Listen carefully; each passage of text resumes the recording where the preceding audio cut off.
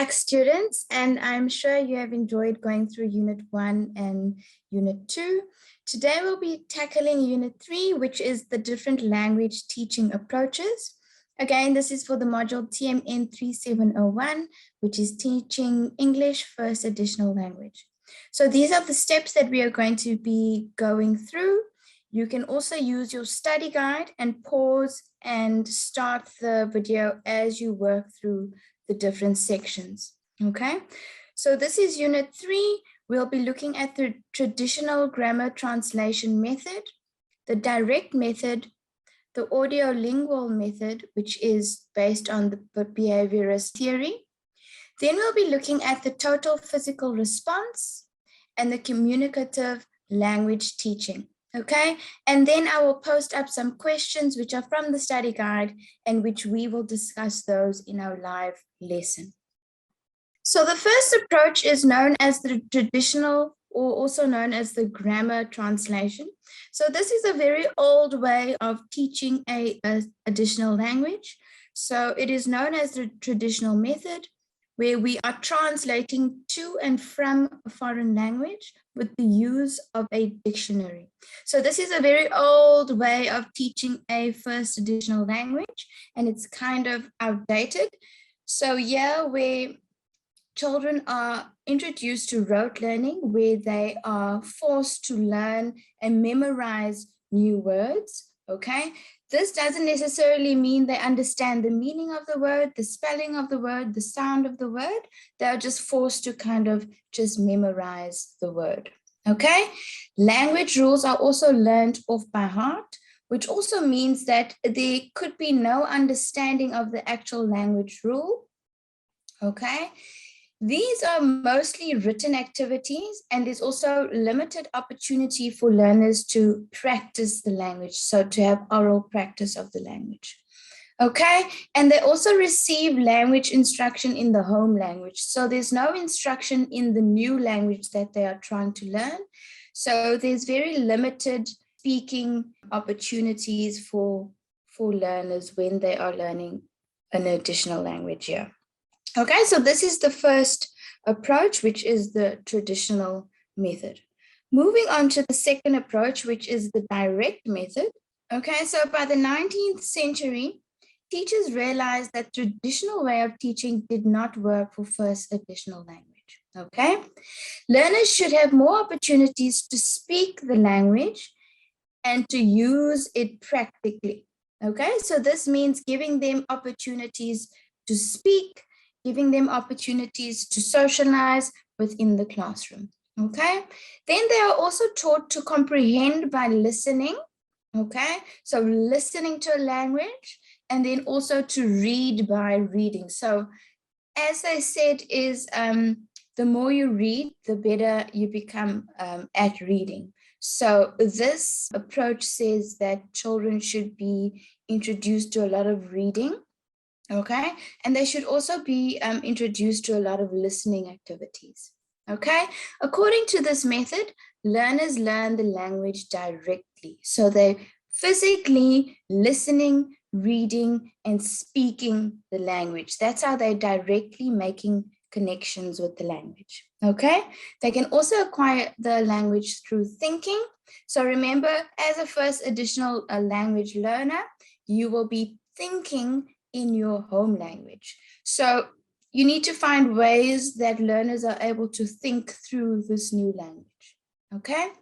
Then direct associations through words and objects. So it's important not to just put up flashcards on the wall and expect learners to know what those words mean. It's important to show them the objects in real life and also attach pictures to different words where you're not able to get the objects, okay? So the direct method suggests that an additional language should be learned as a home language, where structure and grammar are not important. So remember, when we are learning our home language at home with our families and socializing and so forth, we're not paying specific attention to structure and grammar. That kind of comes later on in formal schooling, where they are, they teach us how to write a sentence, they teach us how to write a paragraph. But when we are learning to speak a language, that's not really important according to the direct method. Okay, it is also context-based. So here the teacher needs to provide situations and topics that are, relatable to the children in the classroom. So they're using pictures, using maps, modeling certain things. So for example, if you are teaching about the planets, you will provide models of what the different planets look like, what their sizes are in comparison. Okay, and then grammar and structure taught later on. So with the direct method, they are first able to speak and use the language, and then they look at grammar and structure. Moving on, we are going on to the audio-lingual method, which is based on the theory of behaviorism. Okay, so this has a strong connection with the theory behaviorism. If you are not familiar with behaviorism, it's a good idea to do some reading and some research on the theory. So in a nutshell, the behaviorist theory looks at the stimulus and a response. So if you think about a stimulus, so let's say I drink a Red Bull, okay? So that's the stimulus is the Red Bull, and the response is I have a lot of energy, okay? So that's how the behaviorists think, okay? So with this method, they believe that drilling children with certain structures would benefit their language learning, okay? So no grammatical explanations were provided, but for example, they would give a paragraph to learners, and the learners would need to identify that it's a paragraph or know that it's a paragraph based on different texts that they've been exposed to, different readings that they have been exposed to. So they're not specifically being taught what a paragraph is, but through reading different texts, they may see, oh, wait, this is similar to what I've read before. So they start making connections with what they've, done and what they've come into contact with. Okay, so for example, if you are exposed to a lot of letters and letter writing, so that would be your stimulus. And when you come to school, you are introduced or given a letter, and your response is you already know what a letter is. You know of the format because you have been exposed to it. Okay, the audio-lingual method enjoys using role play and memorization. So here is acting out certain things. So for example, with punctuation, they would add an action to a rhyme about punctuation. Okay, yeah, correct pronunciation is emphasized. So they do a lot of memorization, whereas they also remember how things are said, remember how things sound.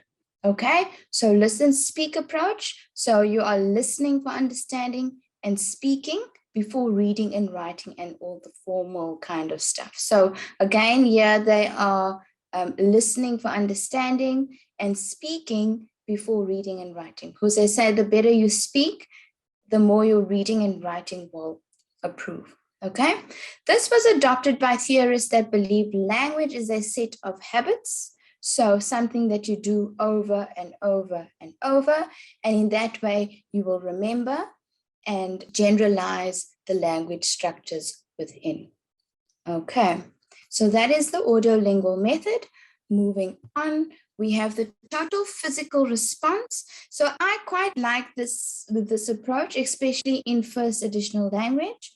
Okay, so this approach was developed by a gentleman named James Asher. Okay, and it's basically responding by using your body. So a lot of the time in the classroom, you won't be able to give an instruction in the first additional language and immediately children will understand. Okay, so here you are going to perform a physical action to reinforce a concept. So for example, I will say to the class, if you would like to answer, raise your hand, okay? They will not understand the instruction, but if I put an action to that by raising my physical hand and showing them, they will be able to understand, okay, if I have a question, I must raise my hand. If I want to say something, I must raise my hand. Okay, so the facilitator or teacher carries out an instruction and then models or acts it out. The learners then copy the action and later will be able to speak or give the instruction. So the children will be able to raise their hands, but they may not be able to say, teacher, I have a question. Okay, but they're showing you that they have a question by giving you the signal of raising their hand. Okay, the teacher only uses the additional language and actions to show learners what to do. So home language at all is not included in this lesson. Okay, first learners react through action and later their speech comes into play. So they make the connection between the action and the word. Okay, comprehension comes before speaking. In this way, they understand the word before they can actually say it out loud. All right, moving on. The next one is the communicative language teaching, also known as CLT. Okay, so this is a constructivist principle or approach where they use communication.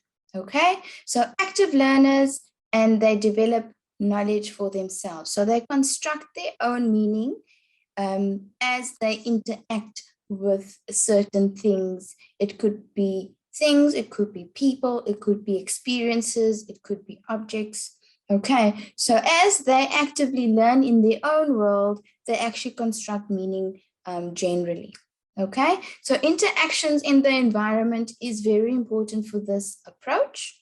Okay, so in this way, a teacher will therefore encourage a lot of communication in the class.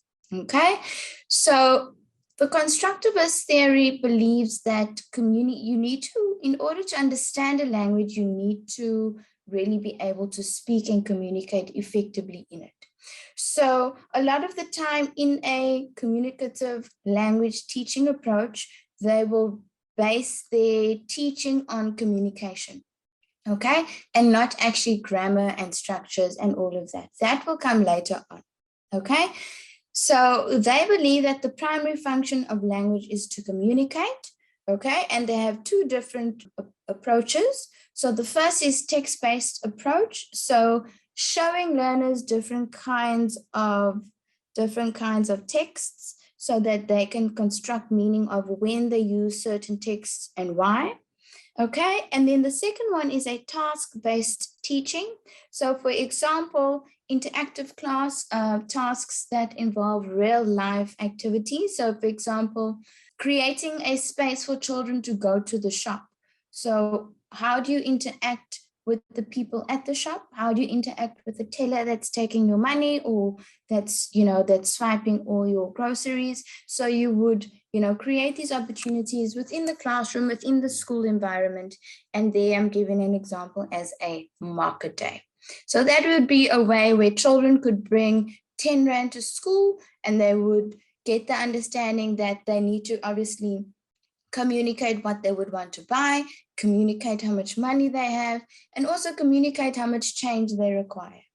Okay, so these are different kinds of activities that are still language based and they are, part of language learning. All right, so these are the questions that we will discuss in our live lesson. So how would you adapt the language approaches discussed in this learning unit in your additional language classroom? So I want you to go back and look at the different approaches and pull through from each approach what exactly you would use. So for example, you might use something from the physical approach, you might use something from the behaviorism approach. So go through each approach and see how you can adapt and use it in your classroom.